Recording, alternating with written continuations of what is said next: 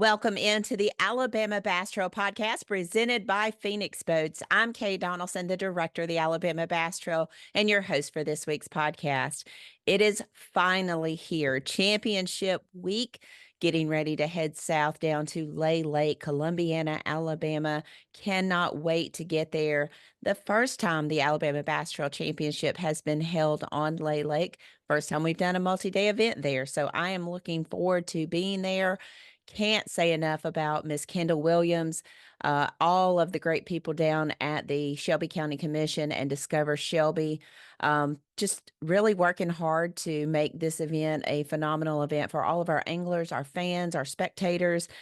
Just really looking forward to being down there. And we're going to talk about how you can watch everything live here in just a little bit. But, you know, looking back over the history of the Alabama Bass Trail, Lay Lake, of course, was one of the stops we knew we had to put on the trail. Multi-time Bassmaster Classic Lake. A lot of big-time tournaments held there. You've had multiple opens held there. It's just been a phenomenal fishery over the years, and we knew that we had to put Lay Lake there. So I was looking back over the history. We've been there a lot, January through June. Not many tournaments have we had on Lay Lake in the fall time of the year. Just two that come to my mind, and that was in November 2019 when you saw Justin Mott and Randall Hamilton take away $15,000 at the largest tournament ever held for the Alabama Bass Trail. It was an ABT Open. We did two of those. This was the final one that we did, ABT Open in 2019 on Lay Lake. I want to say it was around the maybe 19th of November when we had that. But they walked away with $15,000, took 18-17 to win that event on a single day tournament, 229 boats in the field. So that's a really good weight, I think, for that many boats. So, and then again, you will probably remember in September 2020, our tournament was postponed due to COVID, and you got to see Noah and Cole Godwin bookend the year. Started at Lake Jordan with a win, ended at Lay Lake with a win there, taking home over over $10,000 with 16.05. Talking with people that were on the lake this weekend, looking at some tournament results from the lake this weekend, that 16-pound mark is kind of where everybody expects for you to have to be to win this event. I'm going to say it's going to be a little heavier just because of the quality of the anglers in the Alabama Bass Trail. But I'm going to talk with Luke Dunkin here in just a little bit about what he thinks it's going to take, where he thinks the fish are in their fall transition period.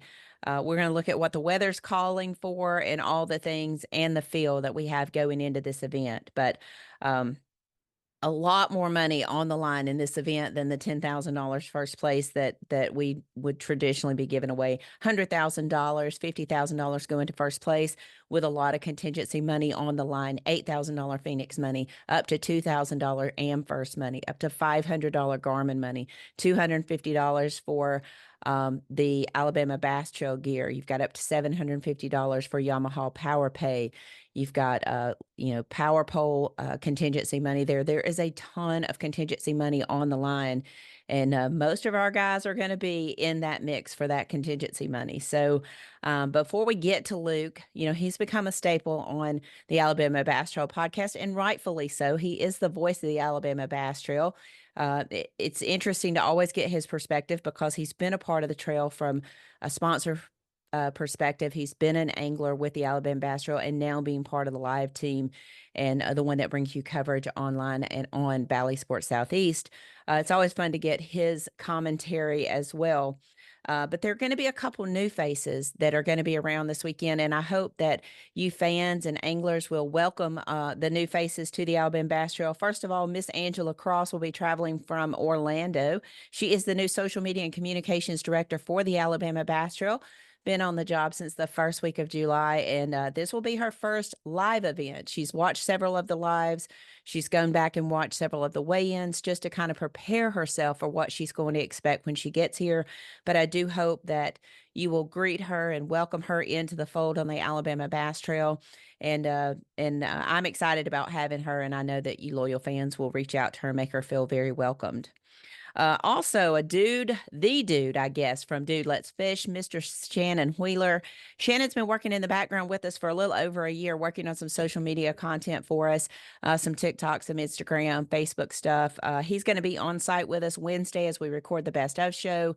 He'll be on the water Thursday with Luke doing some stuff, and then he'll be there all day Friday covering the championship and getting some good stuff for us for social media. So we'll welcome him. We'll recognize him at the meeting. Make sure that you say hello to Shannon, make him feel welcomed.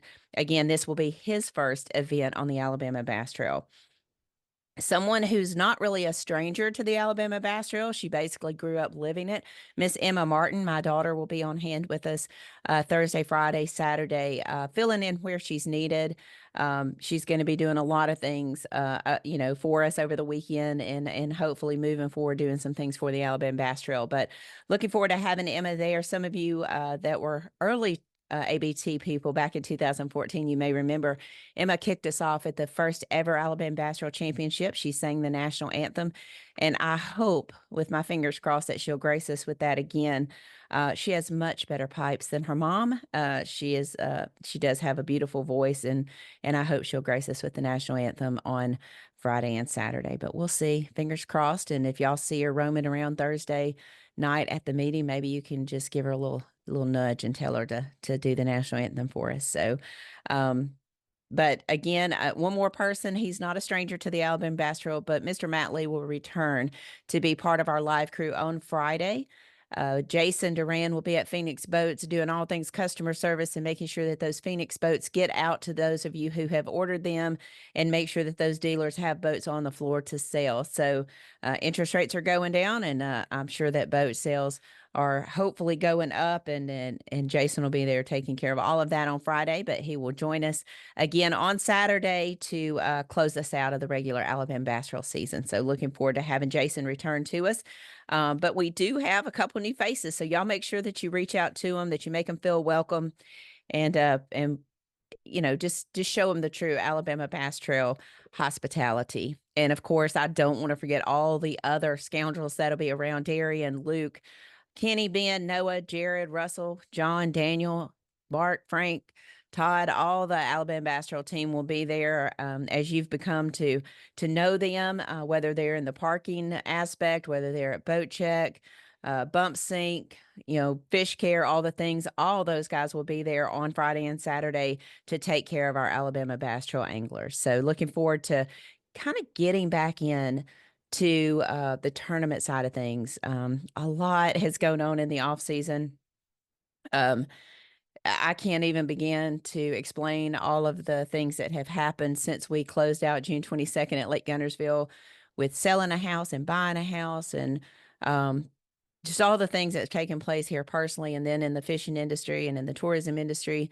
I have a lot to be thankful for, and I have 171 teams that'll show up on Thursday, Friday, Saturday, and that's just 171 of the 550 teams that I'm extremely thankful for. We have 450 in the ABT series and 100 in the ABT 100, and you guys really are why I have a job, and why Angela has a job, and why our team has a second job. All of these people work full-time jobs elsewhere, and then they get to come and work with us on the weekends. So I am very thankful to get back in the heart of what we do, which is run fishing tournaments and create economic impact for the great state of Alabama. So looking forward to getting back out there.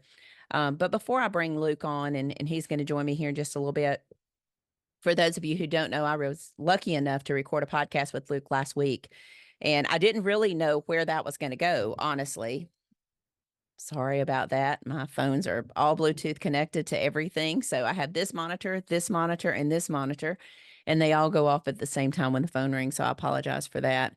But when Luca asked me to do the podcast, we talk about a lot of stuff. So I really didn't know where the podcast was going to go, and he didn't send me notes, and he didn't prep me for anything that he was going to ask. He just said, "Hey, would you be willing to do a podcast? And by the way, I can't believe we've never done that before." And I agreed to do that. And I just want to say how thankful I am that he would extend an offer to me.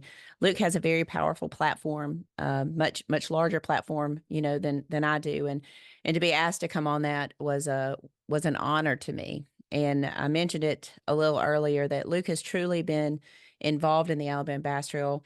He was one of the second or third sponsor meetings that I ever had when I started the Alabama Bass Trail. He and Greg Bowie signed up year 1, 2, and I think 3 maybe. And then he decided he was going to fish the FLW Tour. So we didn't have him as a tournament angler. Still had him on the partner side. And then years later, to join us on the live team side and to be the MC of the Alabama Bass Trail was, a big commitment from him, but it also validated, kind of where we were and that he wanted to be involved in it. So I'm very thankful and honored that Luke would invite me on the podcast and gave me a chance to kind of talk about the Alabama Bass Trail and how it started and why 12 years later I'm still here and just to talk about the growth that we've experienced and truly the core of the Alabama Bass Trail, which is the people. And that's people from the sponsors, it's people from the host cities, it's our anglers, it's our team. And companies can say this, and I hope all of them are being truthful and honest about it. There is no possible way that this takes place at the level it takes place without everybody doing their job. And for 11 years, I can truly say I have the best team in bass fishing. We've gone through a couple tournament directors, and that's okay. This job is not for everyone. It is really hard when you have small kids like Scott Dobbins did, who are in baseball and who are in different events, and you're missing those because baseball aligns with fishing season, and his son was really big into baseball. And I don't begrudge anyone to spend time with their family, but this job is very demanding. They're very long days. I'm not saying it's more demanding than anybody else's job. So don't get in the comments and talk about how I think my job is more important than everybody else's, because I've heard that. That's not at all what I'm saying. But it is not just Monday through Friday, 8 to 5. It is not Monday through Friday, 8 to 9 p.m. It is a lot of hours put in because we are a very small staff. The only way that we can pay 100% plus payback is to remain a very small staff. And we're committed to doing that. So there's a lot of hours. There are a lot of personalities. There are a lot of moving parts and pieces, and sometimes it is just organized chaos, to be honest. You're dealing with state governments, you're dealing with local governments, you're dealing with live TV, you're dealing with fish care, you're dealing with parking, you're dealing with just the logistics of having all of the equipment, all of it working and all of it on site. And then you've got all the partners and you've got, activations for them and all the things. There's just a lot of moving parts and pieces. And I have to say beyond a shadow of a doubt, and that I know that I have the best team in all of tournament fishing. So I am extremely thankful for them. And we understand without the red and green lights on the water, we don't have jobs. And the testament and the testimony that you showed on August the 15th this year by selling us out in 7 minutes is just a testament to the team, not to Kay Donaldson, but to the team here at the Alabama Bass Trail. So I was honored that Luke gave me a chance to tell my story and to tell the story of the Alabama Bass Trail. And I do thank him so much. So we are going to talk to him in just a little bit. We're going to talk about what all's going on in Luke Dunkin world and then get on into the Alabama Bass Trail Championship at Lay Lake. As you are listening to this on Tuesday, you are off limits on the lake. So that's just a reminder. I just want to remind you to read your emails. Make sure that you've read all your emails. You've read the rules. You know what you're supposed to do and what you can't do. And when we come back on the Alabama Bass Trail podcast presented by Phoenix Boats, we're going to jump in all the way in with Mr. Luke Dunkin. We're going to talk about everything Alabama Bass Trail Championship. Looking forward to the Alabama Bass Trail 100 and just kind of talk some fishing, if that's okay with y'all. So you stay tuned, and we'll be back in just a moment on the Alabama Bass Trail podcast presented by Phoenix Boats. Y'all stay tuned. It's the moment when everything is on the line and precision, power, and control make all the difference. A moment over 20 years in the making, anchored on loyalty, trust, and support that goes beyond all expectations. A relentless pursuit of perfection. All born from a revolutionary idea to help you rule the water. Power Pole. Welcome back to the Alabama Bass Trail Podcast presented by Phoenix Boats. And I've got him here, the low-lifer himself, the chief low-lifer from Low Budget Live and all things fishing and life. And dude, like kid turning 17 last week and, getting a little time out on Wilson. Yeah, I got to fish a little bit last week. Yeah, I got to do that and hang out with Hudson Lee for his birthday. Our fall break with our kids' school up here, with the school system's always around his birthday. So he has been on a fishing trip for his birthday more times than not. I mean, That's since awesome. he's been out. So, and it's funny. He caught we didn't catch a lot of fish down there. Kind of a little stingy right now. Kind of that transition with all these weather changes and things. But the biggest one we caught was like a 4-pounder, and he caught it. And he goes, "Well, I guess the birthday streak continues because we've had saltwater trips down at like Orange Beach, Alabama, and if there's a big redfish to be caught, Hudson catches it on his birthday." To the fact that Ryder and my youngest stepson Wes, they're like, we hate fishing with him on his birthday because it's a guarantee he's going to catch more than us or he's going to catch a bigger one than us. And it has held true since he was like 5 years old. So streak continues for Hudson Lee. That's good. Well, I said before I got you on here, I did want to publicly thank you. I said beforehand, it's kind of odd for us that we didn't have a podcast recorded on your platform. But I said this, you have a much larger platform than I do. And for you to invite me on was an honor of mine.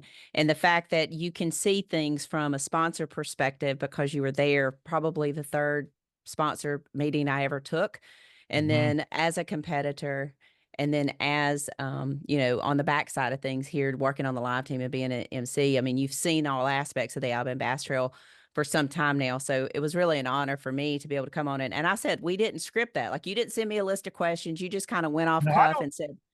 Yeah, I was going to say, I don't do that. If you're looking to go on a podcast and that's what you're looking for, you need to go find another one because that's not, I'm not organized enough for that, as you well know in life. But I don't think that's not a conversation, right? At that point. And I think that's what podcasts should be. And that's what we do with this. Like you give me an idea. Hey, we're going to talk championship, but we go down tangents and conversations. But I loved, and I want to thank you for coming on because I told Marissa after, I said, I just recorded one of my favorite podcasts I've ever done with Kay from a standpoint of, I thought I knew the story, or because like you said, I've been around it. I've been involved. I've been around it from so many different angles, but it was just, I don't know. It was so cool hearing that story again. And then for me because for some reason I just thought we had done one. Yeah. I don't know why. And I do a lot of these, but just then seeing the comments afterwards that were so positive from so many low lifers, like Miss K for president. That's how you run a business and all that. It was just so cool for me to be able to share with the audience if they didn't know the story or didn't know you, because I do talk about it a lot, over the years. And it was an honor for me to have you on there. So I appreciate you doing it. Like I said, we do this a lot, but we've never done the LBL thing. No, we hadn't. It was a lot of fun. And I'm not going to lie. I read some of your comments from time to time, so I was a little concerned. Rob goes, why are you continuing to check comments? I said, dude, you never know. You never know. You never know. Those low lifers, I've got them that tune in every week that just tell me I'm fat, old, and stupid. So and I'm like, why are you here every Monday? Why? If I'm an idiot, are you here? But they're there. Hey, engagement. That's what you're looking for. Engagement, numbers, comments, likes. Bring them on, brother. Bring them on. Speaking of going down rabbit holes, this has zero to do with Alabama Bass Trail, zero to do with our championship. Andrew Loberg punches his ticket to the Bassmaster Elite Series. I don't know that we can really claim Andrew. I mean, he's only fished 2 tournaments with us, but I'm going to claim him anyway. But you called it at the beginning of the year when we did our first podcast looking at the ABT 100 in January on Logan Martin. You picked him as a dark horse only because it was a Coosa River tournament. You really, I got to think he's going to be one of your guys going into Wheeler for the ABT 100. But you said this guy is a fish catcher everywhere he goes. So talk a little bit about Andrew punching his ticket. Well, he's a transplant, obviously. He's an Alabama boy, lives over close to Gunnersville. But I'm so proud of all the guys that I know in that group and the ones I don't. I mean, it's such a difficult task, especially with the 9 tournaments. And you and I know so many that make the journey through that and come up short. And over the years, like, it's so hard. But Andrew's a guy that I've just known for 2 or 3 years now, and so I cannot stress how good of a person he is. He comes from a great family, but he has shown out on the water at every level, whether it was the Toyota Series, the Invitationals, and now the Opens, and he will have zero trouble, zero in the Elite Series. He's going to be a household name, but again, carries himself well. He's not a guy you're going to hear a bunch of junk about. He does things the right way, and yeah, we should claim him. And ABT's kicked off the year, first champ this year. Him and Jed Lamb have now hooked up, and I think Jed only focuses on critters that fly this time of year, being ducks or geese. That's what he does best. But I'd say at Wheeler in the ABT 100, you better watch that crew because, like I said, moving to Guntersville, he's got a lot of Tennessee River experience now. And I believe he caught him in a Toyota on Pickwick that same kind of time of year. So knows the Tennessee River in the fall. They'll be tough down there. Oh, I think so too. One of the things that stood out to me, not just the graciousness that he showed after the tournament, but they stayed at Anglers Point out there where I was staying. Very few teams out there. If they were in the campground, not over there where we were, but they were standing outside one day when I drove by. I walked in, sat down, talked to him for a little bit, and just showing, like, not the first time did he gripe about the weather, not the first time did he, like, man, you got to change this tournament. I mean, really, just kind of one of those guys that just went with it and did his thing. And like they said, they caught their best fish in the first 15, 20 minutes of the day. And they made a hell of a run too, dude. They didn't just go just off. Yeah, they're lower end. Yeah, they ran all the way to lower end. So I was really struck by him from that standpoint of, again, just how he handled himself, how gracious he was before he ever took off. And then, of course, afterwards, I was very impressed with him. And then another Montevallo Falcon, two Montevallo Falcons, Easton Fothergill. Yeah, that's right. You got two. And Bo Browning headed to the Elite Series. I mean, again, you can't say more about this crew. And that Montevallo they're just juggernauts now. But Easton will go down. This is a bold statement, but he's going to go down potentially. And when the dust settles years from now, is one of the best to ever do it. I really believe that. I think all things point to that. He's got it, whatever that even means. But I've heard that from so many pros that have been around, like a Stephen Brown and Bo's dad. Right. Bo and Easton are really close. And Stephen told me a couple years ago, but long before he won the college national championship, he said, I'm telling you, you better get this young man on your radar. He's good at all of it. I think he gets a lot of credit for being a scoper, but I think he's so much more than that. Right. He's well-rounded if he's got to do something else. And I think he showed that through the Opens this year. If he had to do something else, he could do that. And he dominated. I mean, he got out in front in that EQ race and never let up. So he's going to be a problem. And I still think his story is one of the most amazing stories ever. Right before he won the college championship, to have emergency brain surgery, to be walking around with something he didn't even know about, was having issues, ends up in the hospital. And they're like, oh yeah, you're having brain surgery. Very short time period later, fishes the bracket, wins it, goes to the classic. Like, he's a very resilient young man, but Montevallo kicking him out. I wish I had, maybe I do have eligibility left. I don't know. I just want to go down there and hang out with the Falcons. Well, Wesley Gore went to Montevallo for a very short period of time, fished on the Montevallo fishing team.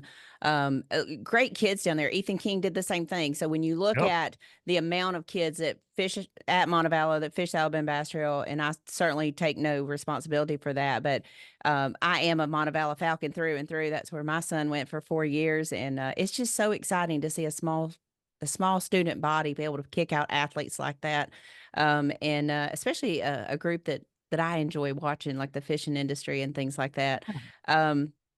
But to have Bo and Easton, think about that, like 2 more elite guys, like that's crazy. There are 180 folks in the EQs, and to have 2 of the 9, I mean, and Bo's story is equally as incredible as Easton's. I mean, his dad being the legend that he is in the sport of bass fishing. And now that clip, by the way, I think that was on, it was the day after Hudson's birthday, when Bo catches one on top water and he says, I want to be like my dad. Done. I was just done. Waterworks. Please Just stop doing this to me. I can't handle it this week. But well, incredible. But congrats to all of them. I love me some Dakota Eber, Cody Meyer, all the guys that don't necessarily have ties to Alabama, but good dang people. And that's not it's not an easy well, road. if anybody knows Stephen Browning, they know what what a legend in the sport and just what a good dude. Just a solid good dude. I don't care if you see him on the floor at a show or if you just see him at a restaurant, just solid good dude. I don't know him as well as some of the others, but I always just have really good engagements with him and glad to see his son do so well. One of the Alabama Bass guys that was just outside that top 9, Matt Adams, had a phenomenal year all year long. Came down to really the last day that he fished. I mean, he had a chance, and I saw a couple fish get off, and I know that was heartbreaking for him. But just outside, he was 10th in the EQ points, so failing to make the Bassmaster Elite Series field this year. Don't know what he'll do. I haven't talked to Matt. I watched his career throughout the year. I know he fishes with Thomas Shelton on the ABT 100s. And Thomas fishes the MPFL. So sad to see that. Wish we could have gotten another Alabama guy in there, but really cool to see the newcomers to the elite field. Our buddy Trey, I think, finished somewhere around 27th or something like that. But he had a couple abysmal tournaments. So I'm thinking a 27 to me with a couple of the tournaments that he had was pretty good. No doubt about it. I mean, well, and I told him this, and it's not a participation trophy sport, right? And none of them are when you're trying to do it at that level. But any other trail, Alabama Bass Trail included, if you finish 27th in the standings out of 180, like you've had a good year. You've had a really good year. You've had a consistent year. Now, where Trey's got to get to, and he knows this for the EQs, because you can't have one bad turn and make it, right? Is that consistency throughout. But he learned a lot of lessons. I talked to him Saturday night for a good while, and he learned a lot of lessons this year that I think will help him wherever he decides to do in the future. Oh, good. I think the world of Trey, and I didn't get to watch a lot of the live. I didn't get to watch any on Saturday. I was outside, and I'm going to say this. Well, let's go ahead and attack this too. I don't know what has happened to Alabama and Tennessee football, but we've gone from the pinnacle of the pinnacle. Okay, I gotta go. I got called. Somebody's called. Oh, it's emergency. It's emergency. I'm so sorry. Dude, what the hell? Hello? I mean, I didn't watch it. I'm glad I didn't. And I didn't even tune on social media. Like, I had my phone in my pocket in case the kids needed me, but I was cleaning out the ditch and picking up sticks and burning stuff and putting together chairs that almost whipped my ass on Saturday. Like, I hadn't planned it. I was going to be full of jobs on Saturday, so I did not have to watch football because I just had a bad feeling about just it in general, to be honest with you. Man. Well, college football period is crazy this year. It's crazier than I think this is the craziest season we've ever seen. And you got a lot of things going on with this NIL money floating around. So a lot of the playing field is definitely starting to even up a lot, but there's just so much emotion in the SEC and all that. But South Carolina going to Bama and giving them an absolute just all they wanted was a shock. I've been a Tennessee fan my entire life. So Florida coming to Neyland and giving us a fit is not a shock because they just have our number all the time. But these teams are, I mean, Bama against Georgia look like, oh, okay. Well, Bama, that's Bama. It's fixing to be just be the typical. And then in that first half anyways, and then Georgia comes back and you're like, okay, hang on a second. Maybe they were kind of playing above their means, so to speak. And to get beat by Vandy and then have South Carolina put them to the mat, we look like a rock star team early in the season against, to be fair, Lawrence County, Tennessee high school, basically. And then now it's like, we're not as for real as we thought. So everybody's kind of hitting the panic button. And now you got Tennessee Bama this weekend, and who knows who shows up? Like, I don't know. And it'll have a lot of effects. This game this is it. Yeah. Somebody's going to make a decision that they're going to go on and play for the SEC championship, or they're going to sit on the sidelines and hope to go to the Music City Bowl. No offense.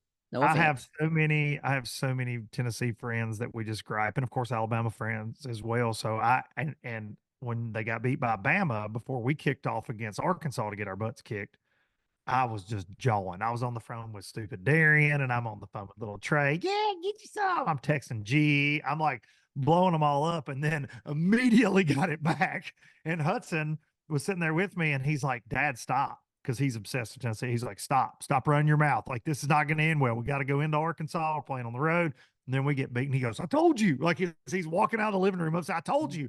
So Your Saturday, I'm like, got the phone up during the South Carolina game. And he goes, Dad, no, do not do it.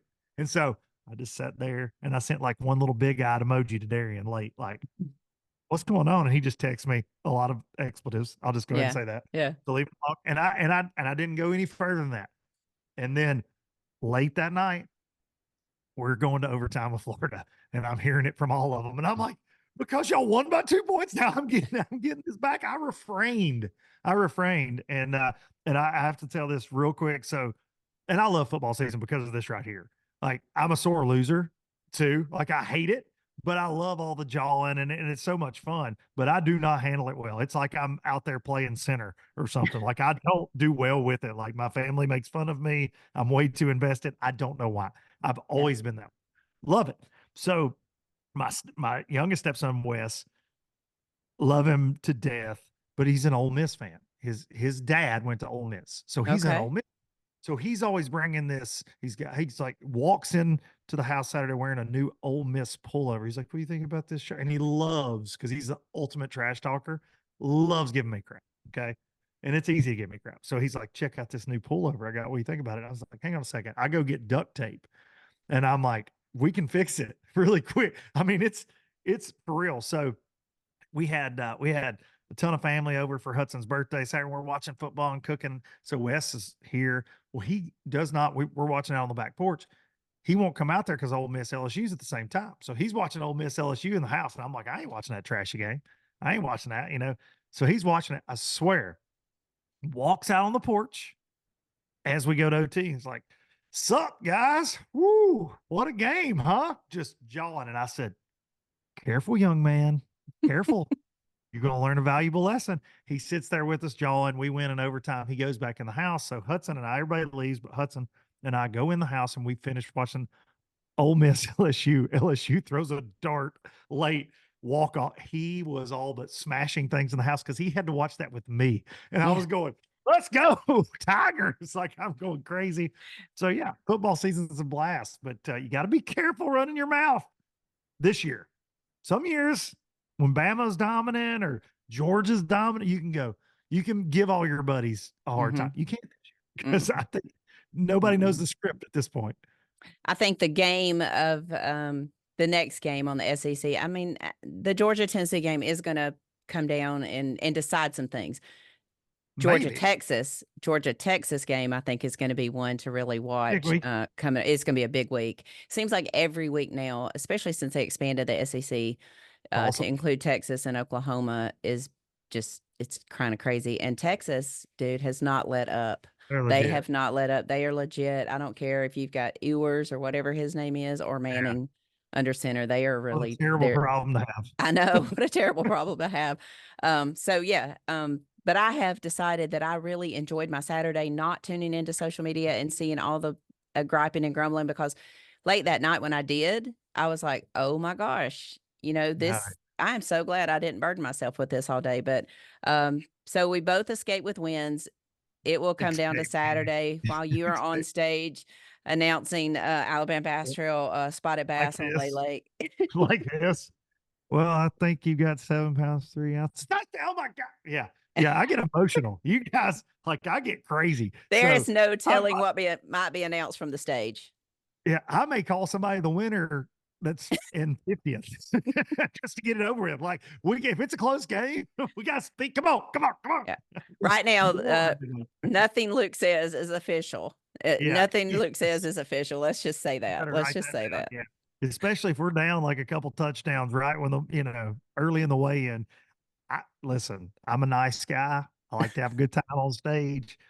I don't want to hear no roll tides. Like, this is going to be, I am in, and Hudson did say that. My sweet, sweet son, Hudson, he's like, you're in enemy territory on stage, Dad, with a lot of Alabama fans. I was like, oh, yeah. A lot of them. Yeah, a lot of Bama fans. Like I think it's better just to get an update after the weigh-in's over for me, Yeah, to be honest. it might be. It might be. Either Well, way, either way. either way, somebody's going to win, somebody's going to lose, and we'll just have to agree to disagree on who we hope that is. Okay. Exactly right. That's Let's exactly talk about somebody is going to win $50,000 coming up this weekend on Lay Lake. It's our 12th visit to Lay. We went there for an open, so we've actually been there 12 times. This will be our 12th time to be there. First time we've been at a multi-day event there. $100,000 no entry fee championship. So these guys are fishing on our dime, I guess you could say. Just, kind of looking back, I did some research. Looks like we've been all over the board with weights from 16 pounds to 25 and a half pounds. I don't think we're going to get close to that 25 and a half pound spot for a per day deal. Looking, I think a small tournament was there this weekend, just over 16 pounds won. We saw Noah and Cole Godwin in September of 2020. They won with 1605. And we've had a November tournament there. Justin Mott and Randall Hamilton won with just over 18 pounds. So any thoughts going in as to what we think weights might be? I mean, fishing right now is just so confusing, dude. Like, this is the first week we've really had cooler weather. Right. And I was going to say, we've got this, what do you call it, Indian summer or whatever, into October. I mean, it was 86 degrees at my house yesterday. Now, very, very different story today. But on Wilson Lake last week, the water's still in the mid 70s. So you haven't had that big cool off. You got a lot of shad, you got fish moving, the days are getting shorter. It's just that funky time frame. I think that November weight was probably after some colder weather. I would say if a team catches, 16 a day. If you do that 2 days in a row, it's gonna be close. I gotta think that's gonna be close. Looking at the weather on my WeatherBug app, it's saying that we'll be in the mid to high 60s on Friday, lows in the like 42 range. Okay. Of course. And then it's ABT week. A cold front's got to come through. But we start the warming trend Friday and Saturday. So it's kind of warming up Friday, Saturday. I think Saturday is going to be in the 70s, still going to be in that mid to upper 40s at night. So, Wesley Gore said he thought the water temps needed to cool down a little bit, maybe to get into that lower 70 range or upper 60s. These 40-degree nights might get us there. But something else I noticed is all sun, 100% sunny, no overcast. That makes my heart burn for a couple of reasons. If that water starts cooling off pretty quick, and we might see some early morning issues, No, hopefully. Don't say I'm not going to say the word. I'm not even going to rain. spell the word, but it drives me crazy every October. It seems like that's what falls in. And I think everybody's going to need the full 8 hours of fishing in order to fill their limit. So I think the fishing's going to be slow. Yeah, I think it's just, again, it's that time of year. You've seen it at your Jordan Championship a couple years ago. Weiss last year. It's grimy. The fall, like, these fisheries are incredible. We know what they're capable of. We know the size fish that live in them and the numbers of fish that live in a place like Lay. Lay's one of the best lakes in the Southeast, but understand, in October in this region, it just gets tough because you got them over here, you got them over there. This deep, a lot of them are still hanging out deep where they were in the summer. Like, they don't move around until that big push, that water temperature really, really drops. And I think that we're going to see fishing all over the place. The only thing that makes fall fishing a little bit better now, this early transition, is live scope, right? It's what will that come into play? Absolutely. How will people utilize it? Who will be utilizing it? And we saw that with McAvoy and Butts at Jordan. Right? That was a huge key to those guys. So I think that's the big X factor, is who can find that deal away from other people on live and pick up a few of those better than average spots in largemouth a day. So it's going to be look, we could not ask for a better situation, though, to me, because now look, if this was Friday today, there'd be a lot of mad teams, because these are terrible conditions, and tomorrow's going to be even worse, right? You got colder second day after the front, but fish will have a chance to kind of adjust to it, and it's not that big of a shock. So I think Friday and Saturday be great, man. The weather's going to be beautiful. It's not going to be raining sideways, no hurricanes, no thunderstorms. I'm good. I'm good. I'll handle 40 degrees in the morning, but I'm sticking with my I'll say 16 and a half. I'll split the difference. Let's go 33. I'll go 33 pounds. Yeah, 33 for 2 days. Just give me that. 33 for 2 days. That. You know, and I couldn't fight, but it's strange to me with all the Gunnersville hype and the Pickwick hype, which we haven't ever had a championship of Pickwick. But you follow hype and all the things. Wheeler Lake, still 2015, still the heaviest weighted Alabama Bass Pro Championship in the history of ABT, 41-41 over 2 days. It's crazy to me. We went to Gunnersville in 2019. Now, I will say it rained sideways. I felt like I was in a Forrest Gump video with it raining upside down. It did rain incredibly, but that's kind of the time. I mean, you kind of want it to do that. But we still didn't crest that 41-41 that we had at Wheeler back in 2015. I don't think we'll see that happen here. I don't think we'll see 2 days of 20 and a half pounds weighed in. So I'm gonna go maybe a little less than you. I'm gonna go 31 and a half. Okay.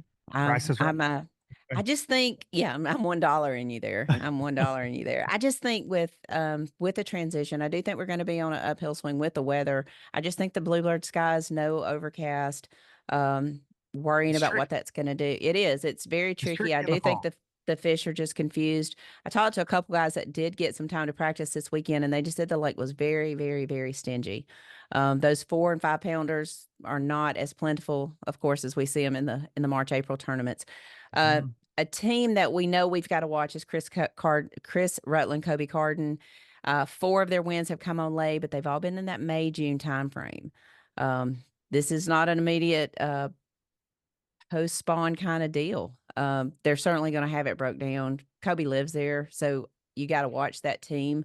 And I think we do have a camera and a tracker on them first thing on Friday morning. But we've talked about teams. We talked about them on your podcast. Let's talk about them here. Teams that you feel like that we need to pay very close attention to going into this. And I'm going to see just how many North and South you pick. See, that's the tricky part with this one, right? Because you definitely have teams, like you said on my show, this is right on that line of the North and South, really. It's a typically a South on the South schedule, but so many folks fish Lay and Logan that live in the North, right? So, all right, here we go. I've got a ton of names, but let's do it. This one stinks. Like it trying to pick one, somebody's getting left out, and I'm like, this one was tough. So I'm going Paul Davis, Josh Chappell. They've had success there. They won on Logan this year. I think that would not shock me. Would not shock me to see them up top. John Kellett, Zeke Gossett. Lay, if it was Logan, you almost, got to circle him 50 times. But again, we've seen Zeke on Weiss this year have a great tournament in the ABT 100, leading the points in the 100s there, him and Ethan. I just, if they're in a tournament on the Coosa River, right? Especially in a tough time of year, I think you got to pick them. Kobe Carden, Chris Rutland. I don't care if it's January, July, or October. I'm never picking against them there, obviously. And again, that having that knowledge, if you need one extra bite, okay, well, hey, there's a brush pile over here by this dock, or hey, remember the time we caught them on this seawall on a square bill 10 years ago in October?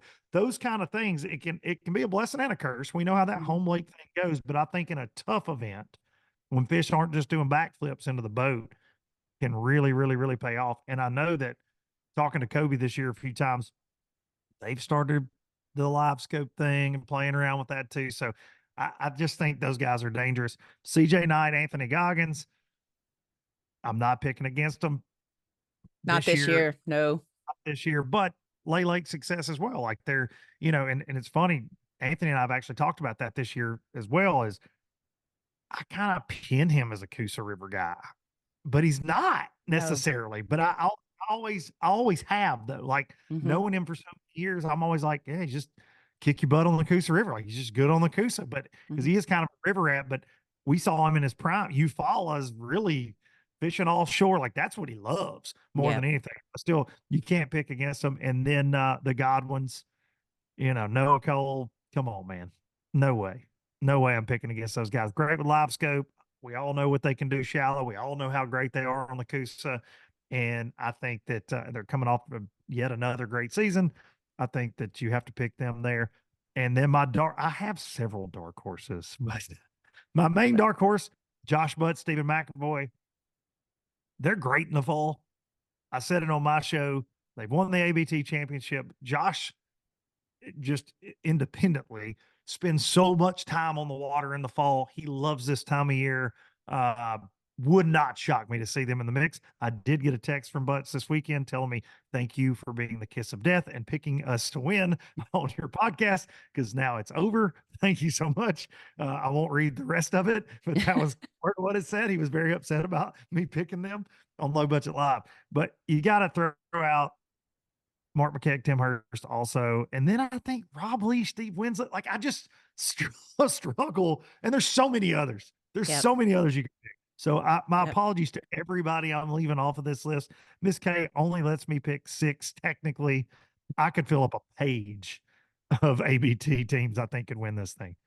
And that's the thing about the ABT is you really can. I mean, I've got a list of 45 trackers that we're going to be putting out on the water, and literally out of those, realistically 40 of those could win this event. I mean, it really is going to be who can get that 4-pound fish. We're not talking about getting a 7-pound kicker. We're talking about getting that 4.5 pounder that's really going to make a big difference when you come to the scales. I have a lot of the same names you have, and you and I discussed a couple of these on your podcast. Of course, I have Josh and Paul. And I got a little bit of ribbing from Josh about saying they fish slow, that he's a slow fisher. You did say that. And it 100% wasn't in a negative, derogatory manner. It's just they do pick things apart, leave nothing unturned when they go to an area. And I think sometimes when you do fish fast, especially in the fall, you may miss something because the fish are starting to slow down. They're not as active as they are when they're schooling and things like that. So I think, that plays well for them. But I did get a lot of, well, not a lot, just a little, dude, you said, well, and Wesley Gore said the same thing. And he goes, you and Wesley both say a fish slow. And I'm like, we said y'all as a team fish slow, but it wasn't derogatory. So it wasn't a bad deal. He didn't like harp on me a long time about it. Just gave me a little push. Chip Bradley, Nick Harris, they have a lot of time on that lake. Nick Harris has a win there before in an Alabama Bass Trail event. They have kids in sports. Maybe they don't get to practice as much, but I seem to think the base of the knowledge is there. And Chip's got a win on Eufaula in the championship before. Being able to manage a multi-day event is going to be very, very important, I think. Noah and Cole, you just don't pick against those guys. Jordan, Lake, Mitchell, any of those lakes there, I think you've got to include them in your talk. Brian Stifler, Ben Black, being in the boat together. Haven't seen that in a little while. I know that Brian really wanted to be at this event. I'm really excited about seeing them out there. You and I've talked about this team. Caleb and Connor Miller, like, oh man, they've been so busy. Like they had a top 10 at the Bass Fest here at Smith Lake. They spent a lot of time on Smith, but they've got some experience down on Lay Lake, and I know they're going to put their time in. Just watching them, and I went back and watched our podcast. I went back and watched a couple of their lives that they did with us on the water, and I can't say enough about the maturity of those two kids. Like it's just been a fun time to watch them. I'm glad they're coming back next year for us to see, and I 100% can see one of those kids being the next Easton Fothergill or Bo Browning or Wesley Gore. I can totally see that. I don't want to pick which one because they both seem so good at what they do. But I really like those teams. For a dark horse, I had a tough time with a dark horse. Again, I agree with you, CJ and Anthony. I agree with Kellett and Gossett. There's so many out here that you can put. My dark horse, and some people are going to think it's not at two. Adam Bain and Chris Colley. I've been told by certain people they are probably the best fall fishermen on the Coosa that you'll run in contact with. They won at Neely Henry at the championship there. Don't know how much practice. Didn't get to talk to them this weekend, but I got to put them as a dark horse as well. And then this is totally out of left field, and I know that one of these guys is, to my knowledge, has never cast a line on Lay Lake. But just the year they've had, I just got to believe they're going to be in the mix, and that's Damian Willis and Tyler Kiker. Just they just seem to run into them. Like, I know they practice, don't get me wrong, but just knowing they just this year just seem like every time we're on live, they're catching them. And we talked, Damian and I talked last week, and I was looking through, and really, if you look at the people in the top 9, every one of them had one bad event that they finished in the 60s or 70s. And barring that one finish at Wheeler, and he said, I've never seen him catch him like that at Wheeler. Like, we talked about it, and he said that lake surprised me. Never did I think that lake was going to fish that good. So without that tournament, they win Angler of the Year, and have, but I think this is second time maybe they finished second AOI. But I just think for some reason the year they've had, they really pay attention to the small things. I've got them as a dark horse as well. So we both kind of mention Bussy and Webb, by the way. No, I know. And it's like, how do you pick against them after the year? It's so hard. It's so hard. And I don't know them well enough to know their experience on lake. I don't know that about Ben and Justin. Well, I know one of them said they were raised on the Coosa River, but the other one I don't think had ever been there before. But when I'm looking here, like, I'm looking at some of the people we're going to have trackers on. Joey Adderhold, Tim Hatcher. Duh. I mean, I'm just sitting here looking at some of these names. Will Nichols, he and his partner just won the Coosa River Team Championship on Neely this past weekend. You've got Clinton L. Caleb, Kevin McCaleb, Chad Ray. I mean, like, there are a bunch of guys, Matthew Hurst, Roy Hurst, they won at Smith Lake at the championship. And you got Charlie Cummings, Sammy Bailey. There's just a lot of people on here that we've got trackers that are going to be on their boats that could win this tournament. And I really do think it's going to be that 1 4.5 pound bite that seals the deal. You don't see a lot of 6, 7 pounders weighed in at Lay Lake in the prime time of the year. And then when you take it into, fall, I don't think you're going to see that. I think that 4.5 pound fish is going to be very, very, very important. Without a doubt. Are you ready to run your mouth for about 5 hours on live? I am. Listen, I said that this weekend to Marissa. I have missed my ABT family, and it's been a big break. It has been, man. I feel like I hadn't seen everybody in a while, and I'm looking forward to getting the band back together this weekend and being around everybody and being around the anglers. And this is my first time getting to MC the championship, and it's such a special event. And I mean, all the emotion of it, and knowing somebody's going to win 50 grand this weekend, and I get to be a part of that. It's going to be a lot of fun.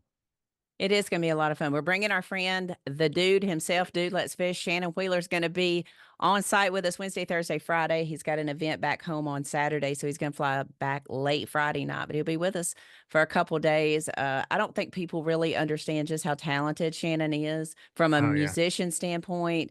I mean, can freaking wear out a fiddle, can wear out some drums, dude. Like, just, I love watching his videos, dude. I think he cut his hands or something when he was drumming the other day. I think he got a new set of tops or something. I was like, what? He goes, it get pretty rough, but just how freaking amazing he is as a musician. And then when you look at some of the video content that he does, and then he understands fishing, like, it's all very organic to him. This will be his first time on the Alabama Bass Trail. Going to be fun to have him.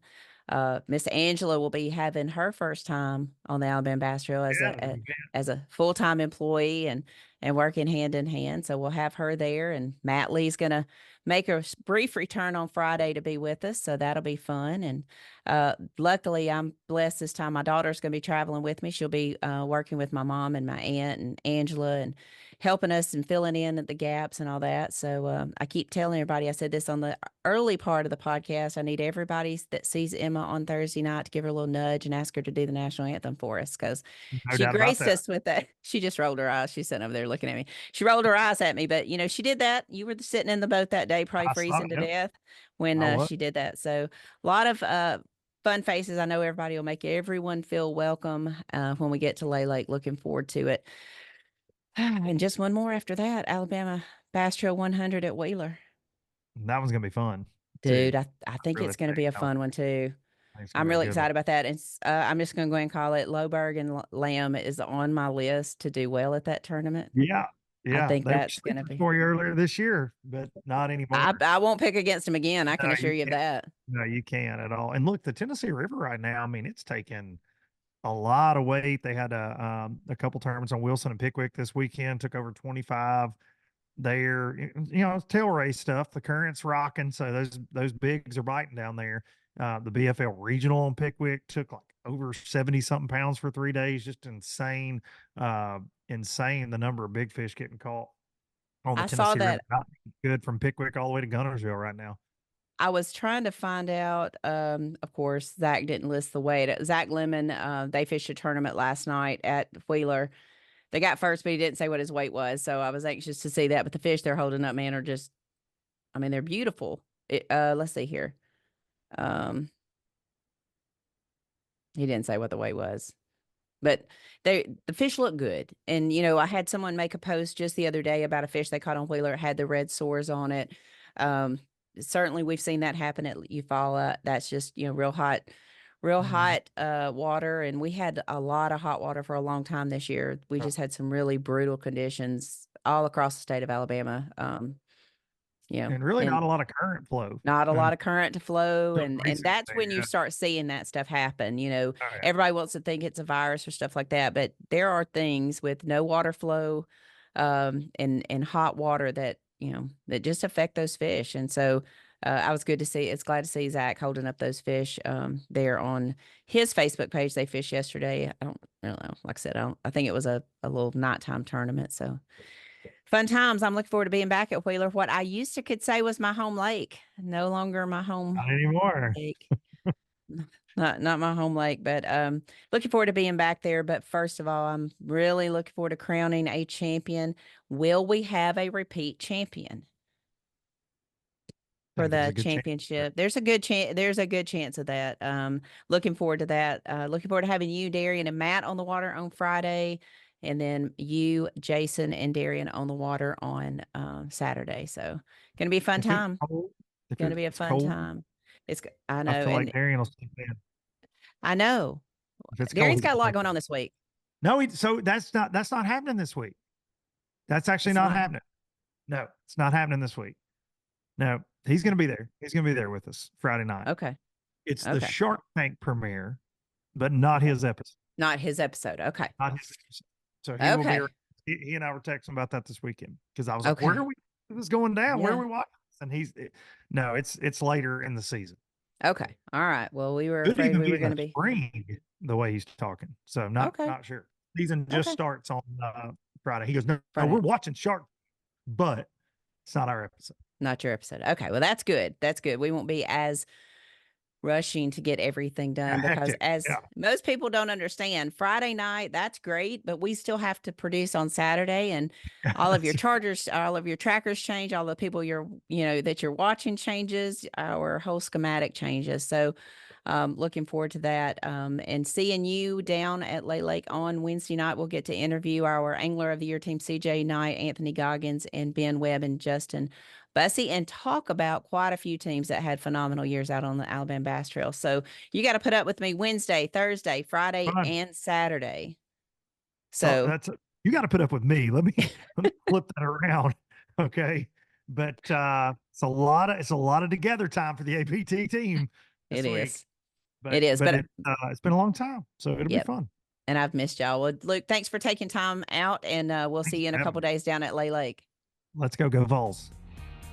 Ooh, that was hard. That was hard. All right, guys, we'll be back in just a minute. But right now, you're listening to and watching the Alabama Bass Trail Podcast presented by Phoenix Boats. We'll be right back.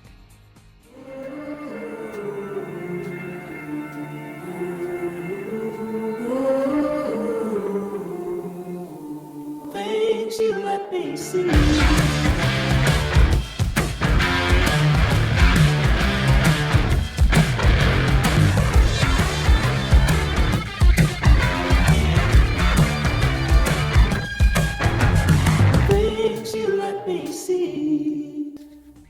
Welcome back to the final segment of the Alabama Bass Trail podcast presented by Phoenix Boats. Countdown to Lay Lake. Looking forward to getting down there again. I want to say a huge shout out to Kendall Williams and everyone at Discover Shelby and the Shelby County Commission. They have made so many improvements at Beeswax Landing that is going to make having this big event there so much easier. So looking forward to that. John stopped by this morning, got a lot of the merchandise we're going to be selling at the championship. Watch social media, because Angela's going to be doing some merch drops later on throughout the week to let you know what we're going to have there. Some new exciting products, and we're going to continue to expand that line throughout 2025. So looking forward to that.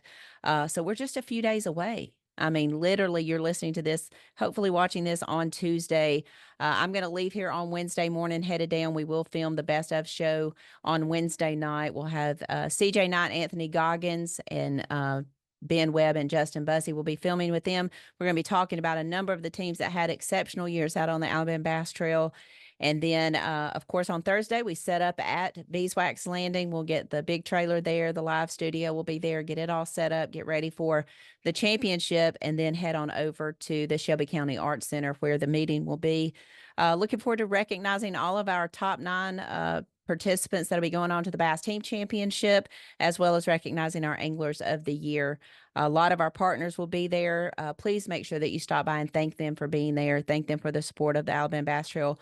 We certainly could not pay over 100% back to the anglers without their contributions. So make sure that you do that. Looking forward to being there.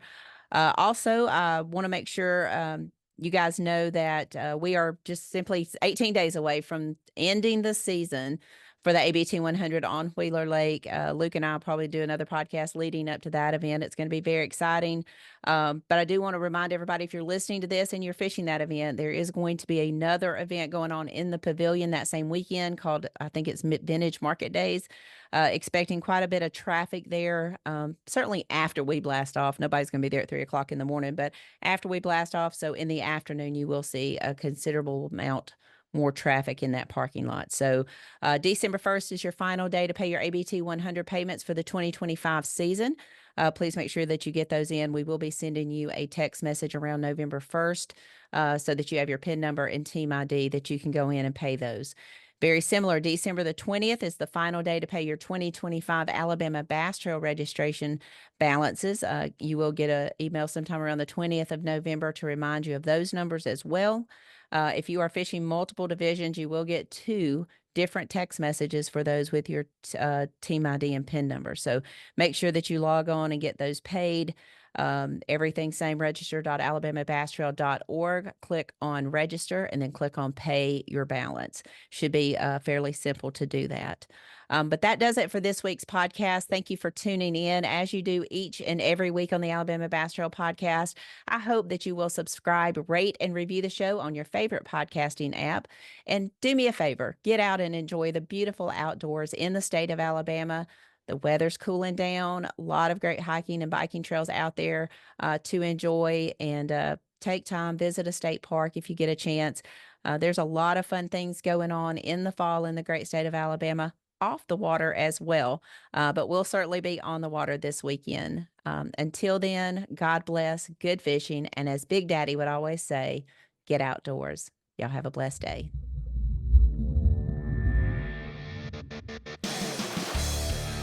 Thanks for listening to the Alabama Bass Trail podcast. To learn more about the Alabama Bass Trail, make sure and visit alabamabasstrail.org.